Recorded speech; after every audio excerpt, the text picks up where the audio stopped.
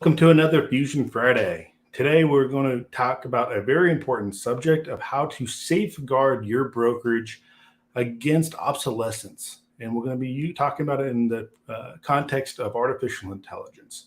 And so what we're going to do is go through and talk about use cases that from kind of stages in the funnel of your clients. So top of funnel, middle funnel, bottom of funnel, and even post funnel. Then if you stick around to the end, I'm going to give you a prompt that I wrote to help you generate creative ideas using artificial intelligence solutions to everyday problems in your business. And then I'm going to show you how examples of how that prompt could work as an agent with a problem and then also as a broker. So we're really covering a kind of a strategic problem that I believe is in the near term for every agent and team and broker's business right now, and then give you some tactical action items you can implement immediately after you watch this video. So thank you for tuning in, and let's dive right on in. So this past week, I've spent a lot of time thinking about how do you spot potential, and I needed to come up with a framework to put it all together so it's not some chaotic mess when trying to think, well, where do I implement AI in my business? What opportunity is there?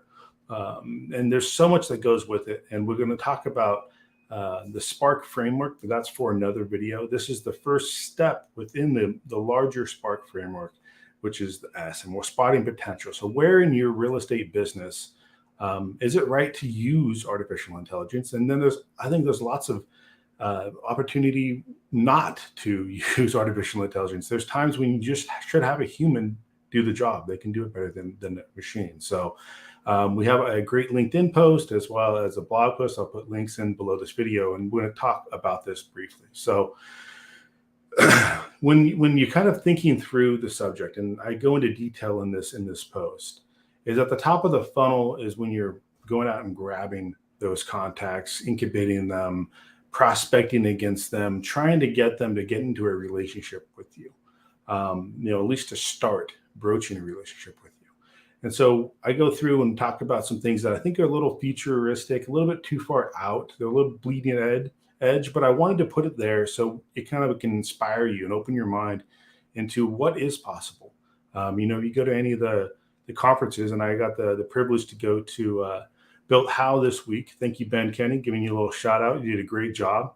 But there's always similar vendors, at least at every conference I've been to. There's very little evolution in that. And I think that that's going to change. There's going to be a rapid push in these three portions, in the top of funnel, middle funnel, bottom of the funnel, and post funnel. And there might be some all-in-ones, but I think there's going to be some point solutions that pop up. And so I take, deep fake videos for market updates.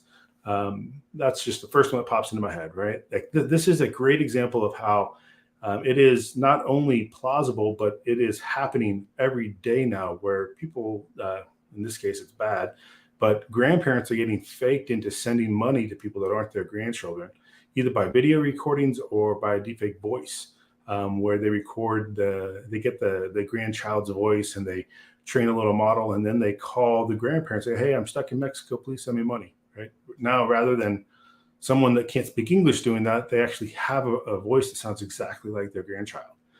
It's scary, and I think when I see it in this presidential campaign, where deepfake videos start to really become more prevalent.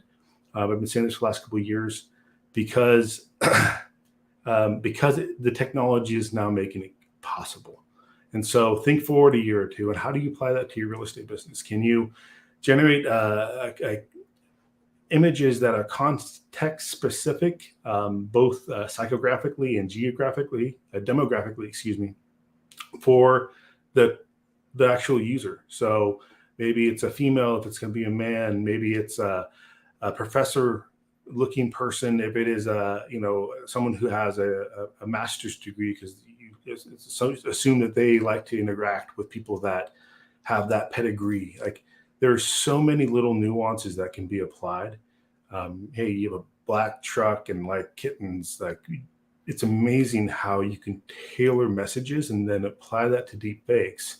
And you're still saying the same thing about what's happening in the market, but now the message gets through that initial barrier where people go, I don't want that. That's not for me. So that's just an example. Please read through this. I almost made this like a paywall because I thought that there's so many good ideas here, but I wanted to just give this away to help inspire the industry to think ahead. And to that point, and each one of these funnel sections, I include where I think the human role should be, because it's essential. I do not think artificial intelligence will replace an agent. I think it'll empower them. It's a force multiplier for them, but it's not a replacement for them. So become great at utilizing artificial intelligence, and you're going to safeguard your business, safeguard your brokerage, and grow your brand and market share. I promise you. And then to kind of have some fun at each one of these stages, I also give you a thought experiment. So it's something that I know when you read it, you can be like, what? And then you start thinking about it, you go, man, that actually, hold on, okay, I see where he's going with this. So go with me on it. It's a hell of a journey. You enjoy it. Next one is middle of the funnel, right? So this is now when you've gotten them engaged, as you guys know, and now it's how do you build that relationship, right? How do you actually get them into the flow of buying that home? So I'll just pick the last one, virtual home staging. Nothing new there. But what if that virtual home staging wasn't the same for everybody? Right now, you can stage a home for the pictures that you put onto Zillow or wherever else you want to put your listing photos. But what if you could actually change the furniture based upon the viewer? Again, demographics and psychographics. So that way it's darker for some people, brighter for other people, use of flowers for some, maybe vases and statues for others. So really tailoring what the house would look like for that individual. So it's dynamic content and online listing photos, virtual staging. Sounds like a whole lot of what? They're never going to be able to do that. I guarantee you they will be able to do that in probably the relatively near future. But there's other ideas in there. Check them out. Again, how do humans always play in? Why are agents important? And then the thought experiment. Bottom of the funnel. So there's so many ideas I wanted to throw out here, but let's just go with let's go with the number 5. Real-time like risk assessment, right? This I think is an interesting one where if right before you close and your buyer goes, well, hesitation because there's certain market changes, or you want to adjust the price because there's some type of volatility in the geopolitical politics, or maybe some hazard environments or whatever else. Like this is, I think, going to be a little bit out there. It's on the bleeding edge of what could happen. But it's kind of fun to think about, like how could that play into, right? I mean, or the smart contracts for closing. So as soon as you get into contract with someone, you use a blockchain or a smart contract. And we've seen this happen, I think, once, but not if it has dynamic pricing included in it, if certain criteria aren't met, right? So you get into contract and you basically say, yeah, if all these things happen, this is the price. If not, these other things will happen, and watch it just happen in time. I think it could be, again, one of those places where artificial intelligence could change the industry. Read about it. I'm just kind of summarizing here. And then obviously the thought experiment at the bottom. Fourth one, post funnel. So how do you stay in touch with them to make them, convert them to be your client forever, not just a transactional one-time client, right? So let's see, we have a couple of ideas. So what if we did network?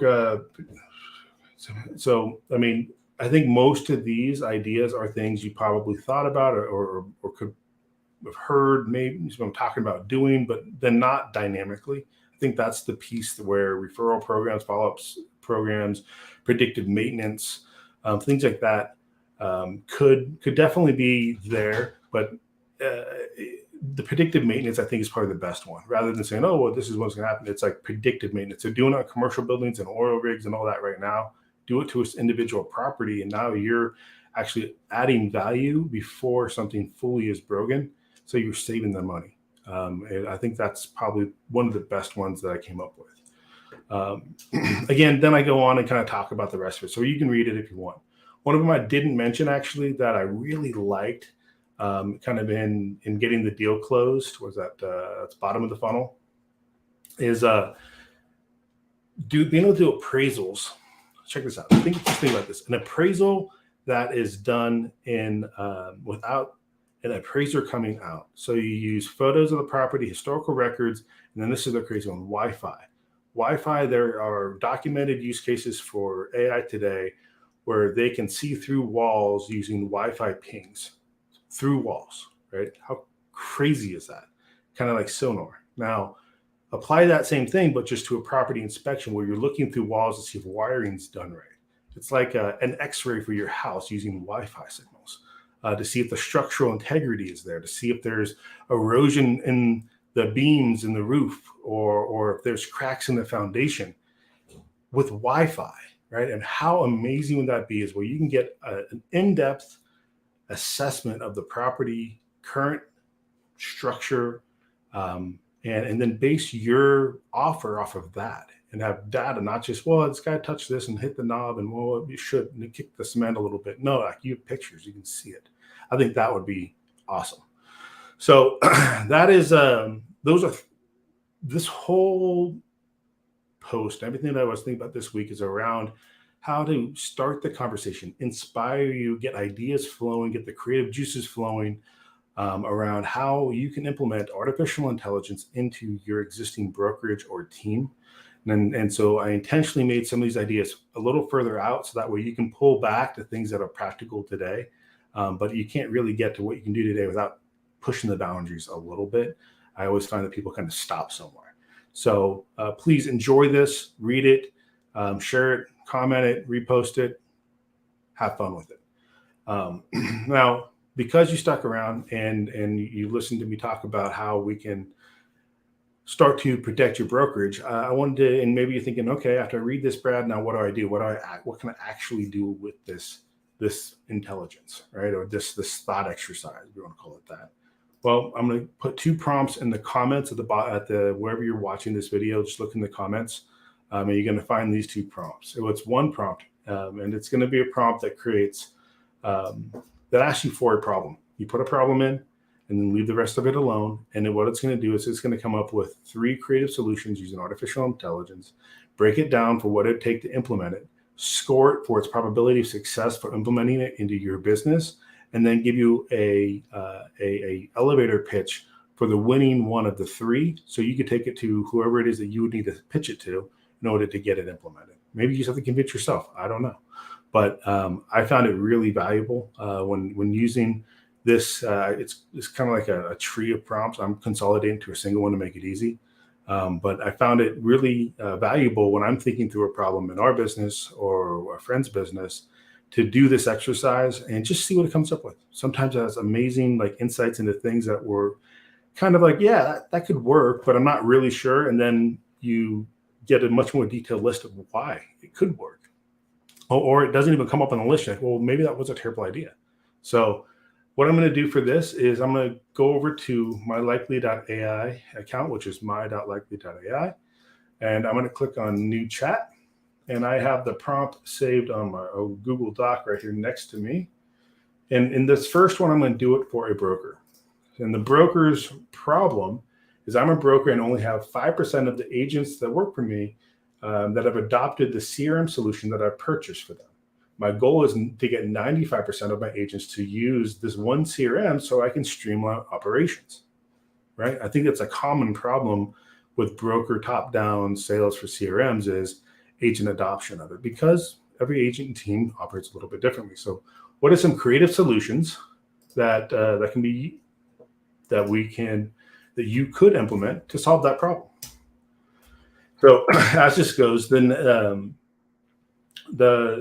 the beauty, I think, of this Fusion Friday is it's all about idea generation. How do we make something better tomorrow? How do we start to future-proof our businesses today? And whether or not you're the broker in this case, or you're an agent or a team lead, and you want to find solutions for recruiting and whatnot, which we'll talk about in a second. So let's see what it came up with for us. So let's just zoom in here a little bit, make it easier for you to see. All right. So came up with the 3 solutions: an AI-powered personalized training program. Okay, interesting. Has an 80% probability of success. Gives you the pros and cons. The next one is an AI-driven automated CRM integrations. Okay. So this would integrate with existing solutions. Okay, 70% probability. Difficulty's high, so it's probably not going to be the solution.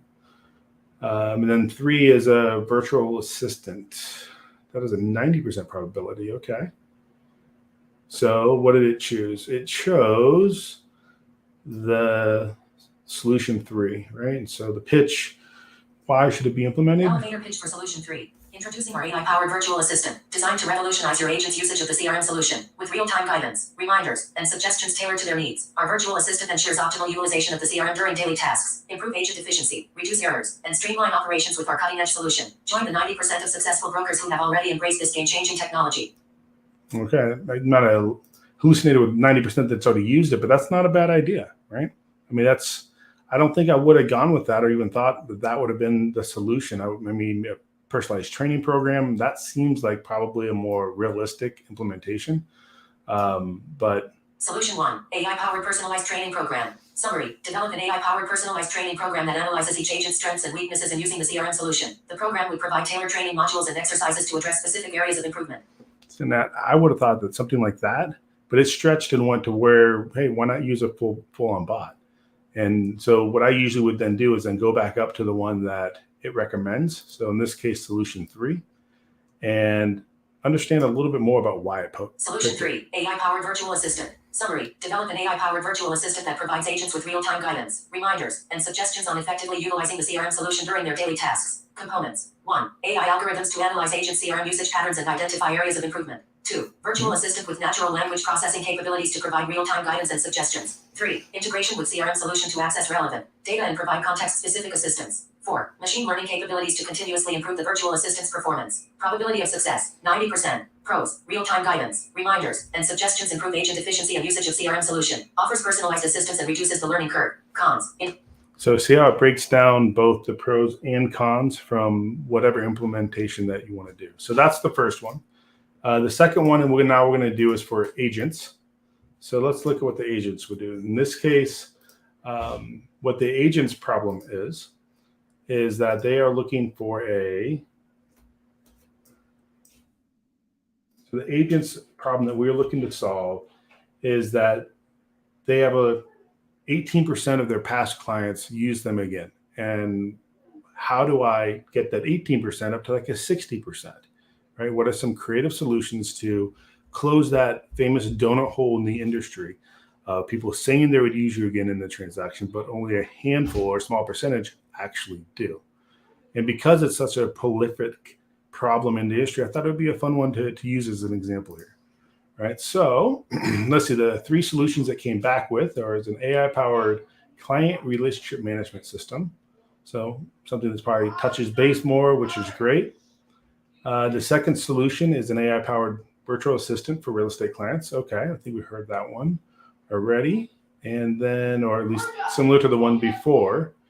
And then the final one is predictive analytics and clients retention. So it looks like that's the winner. And let's see what it says. So for that one to be implemented. Solution 3, AI-powered predictive analytics for client retention. Summary, utilize AI-powered predictive analytics to identify clients at risk of not becoming repeat clients and implement targeted retention strategies to increase their likelihood of using the agent again. Components. 1. Data analysis. AI algorithms will analyze past client data, transaction history, and behavior to identify patterns and indicators of potential churn. 2. Risk scoring. Clients will be assigned risk scores based on their likelihood of not becoming repeat clients, allowing the agent to prioritize retention efforts. 3. Retention strategies. The AI system will recommend personalized retention strategies, such as tailored offers, follow-up communications, or exclusive benefits, to increase the chances of repeat business. 4. Monitoring and feedback loop. The system will continuously monitor the effectiveness of retention strategies and incorporate feedback to refine and improve future efforts. All right, so what it did there is it applied, basically retention modeling that like an e-commerce business would do, but apply it to your client. So it's not that they're likely to do something, it's likely that they're not to do something, right? It's flipping models upside down. We've done this inside of Likely. All of that is very, very viable. And I think that's actually a really interesting idea for a solution. So that's really what I have for you today. What we went over is we started to use the Spark. This is the first video in the Spark framework. series of videos, and the first one is about spotting potential for leveraging AI in your business. Right? You're going to find a LinkedIn link and also be a blog link. Then we went through the top of funnel, middle of funnel, bottom of funnel, and post funnel with just a couple of ideas in this short video. And then we wrapped it up by giving you a prompt to use. By all you have to do is tell it the problem that you have, and you're going to get 3 creative AI-based solutions. And if you don't want AI, just take AI out, and you can get creative solutions to solve whatever problems you have. Maybe it's managerial or HR or whatever, maybe financing for a client, things like that are kind of in today's world. And then it'll break down probability of success and give you a summary and a pitch for how to get that buy-in from other stakeholders, whoever it would be, to implement a solution. So thank you very much for your time today. Happy Friday. Hopefully you have a great weekend. If you're watching this at a future date, then it's probably not Friday.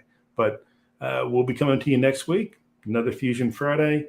And thank you for your time. If you join our Facebook group, you're going to get a whole bunch more videos. I guess this way, a whole bunch more videos and documents and all kinds of good stuff. Also, check out our blog. Not trying to sell you anything. If you do want to try a 14-day trial on our product, there's links all over the place to get it going. Otherwise, there's just a plethora of content to help you grow your business. So hopefully you found this valuable and that you have a great afternoon. Thank you for your time. Let's see. Now, this is always the awkward end of the video where you're pushing the button, you don't know if it's done, and eventually I think it's done.